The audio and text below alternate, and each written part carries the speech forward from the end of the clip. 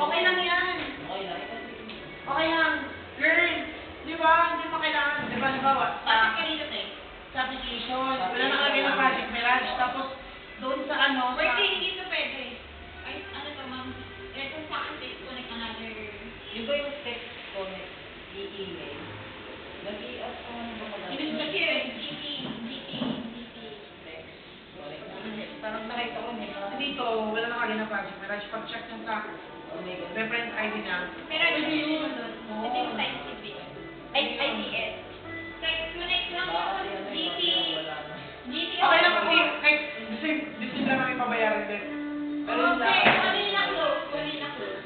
24. Ikaw na lang maglagay. Oo. Pag di ko pag walang mirage. Kung muna sa ano lagi ka na ano, Mike. Yung iba kasi, wala. Mike, request O, pakalitin lang ang narapan na ano, na close. Under the lang. Ay, sorry.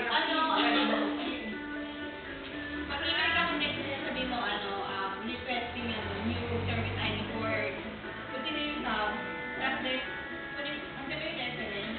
Sige mo kay i-send yung reference, text connect reference yan. Tapos, kasi i-read ko na working.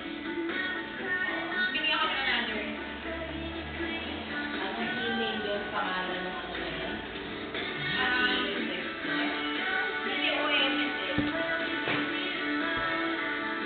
Yun ang problema mo lahat. Dahil IPS to. Ayaw siya yung baka ano. Boraton. Hindi ko rin ma-text. Kung ano yung nasa BIN number, anong na-close, yun ang sundin mo. Kung ano na-close, halimbawa, wala nakalagay doon. Ganon. Tapos may nakasunod dito. Gano'n, ay mo din dito. Ganun yun. Minsan kumausap ka dyan, may ano dyan karaoke dyan, may radyo, dyan ako sa akin. Anong email nun? OMS eh. Tapos,